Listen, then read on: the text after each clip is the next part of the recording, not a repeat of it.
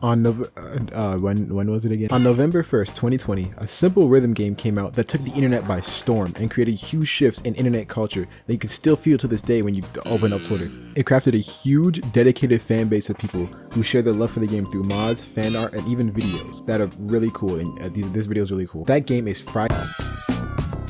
For those who don't know and clicked on the video for like no reason, Friday Night Funkin', or FNF, is a 4-button Newgrounds-based rhythm game created by Ninja Muffin 99, Kawaii Sprite, Phantom Arcade, and Evil Skater, who, among others, are now known as the Funkin' Crew Incorporated. I'm not saying Incorporated again. The game got really popular really fast, with countless YouTubers playing it and giving it even more popularity over time. The simple gameplay and catchy music made it easy to get into, and the mods that fans created for the game made it significantly harder to master. But before FNF reached its current state, the game was in a much different place. So let's take a trip down memory lane for a sec.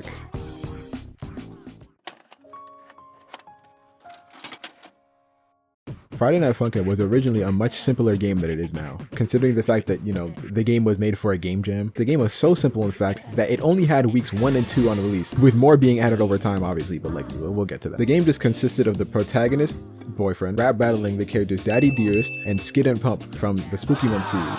While the game was still relatively small at this point, it still had a little bit of traction. But on December 11th of 2020, they added Pico from the Pico School series to the game, and around then is where the game got crazy popular, and it just created a snowball effect where the game kept getting bigger and bigger in both popularity and in the general scope of the game as a whole.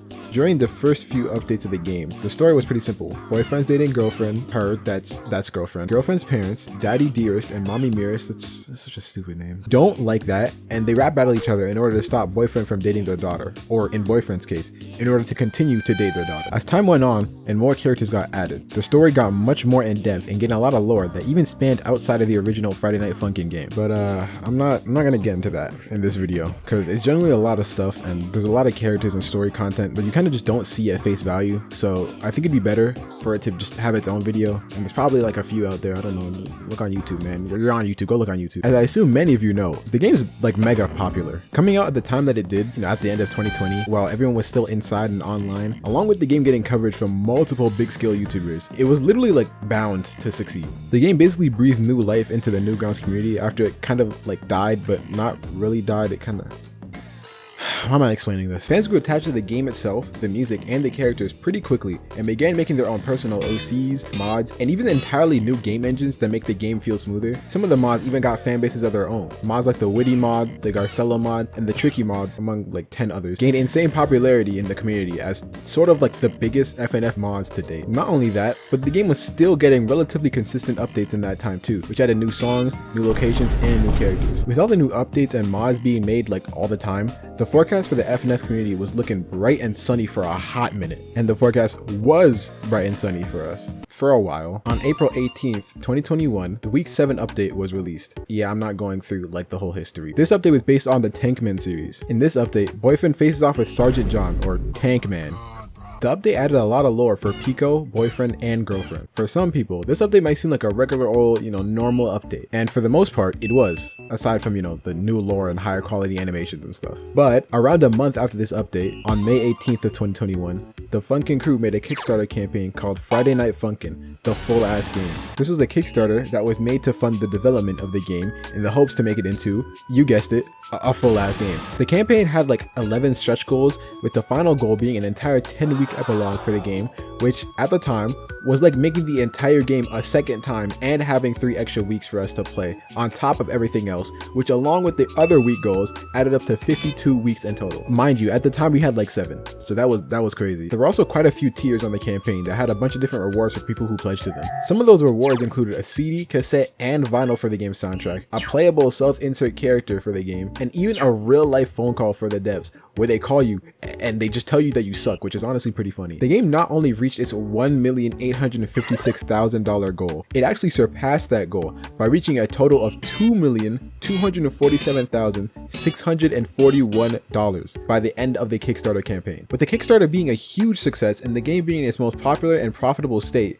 the community thought that the devs would keep up the consistent update schedule and release new content for everyone to enjoy relatively quickly. And at first, the devs did keep up a good line of communication with the community by documenting some of their ideas and thoughts for the game and its future, and just broadcasting them with everyone. But after a while, they just kind of went radio silent. There was no official news or game updates for a long time, and the community was basically left on their own, relying mostly on mods and other fan-made content to keep up their hype for the game. While at first we did get updates on the next week that were supposed to come out, the devs continued to delay it multiple times in order to refine and polish it, until one day they just never mentioned anything about it again. A lot of people started making theories about what was going on, and even accused the devs of scamming people by taking their money and running. That lasted around 3 years until April 30th of 2024. On that day, the Funkin crew made their return by releasing the 8th week titled Weekend 1. This week was focused more on Pico and his friends, and even further the storyline away from the problems that boyfriend and girlfriend had to face. It also brought Darnell and Nene into the game, which added even more lore. That's Newgrounds. Those are Newgrounds characters for you little jits. That update was significantly higher quality than any other update that we had before it, and it added multiple hand-drawn cutscenes and even a 4th song, unlike the usual 3 songs per week. The 4th song was even a completely different format to the usual one-on-one rap battle way that the game was normally played. Although the update was very well made and was extremely satisfying to play, it was still only 1 week for like a 3-year wait, but the relief that the game was still being worked on made fans really happy and let the devs beat the scam allegations that was set from their disappearing act after the Kickstarter in 2021. Though the update was just a week, it wouldn't be long before we reached the next update, and this time, it did not disappoint. Oh, it's time for me to ramble and glaze so hard.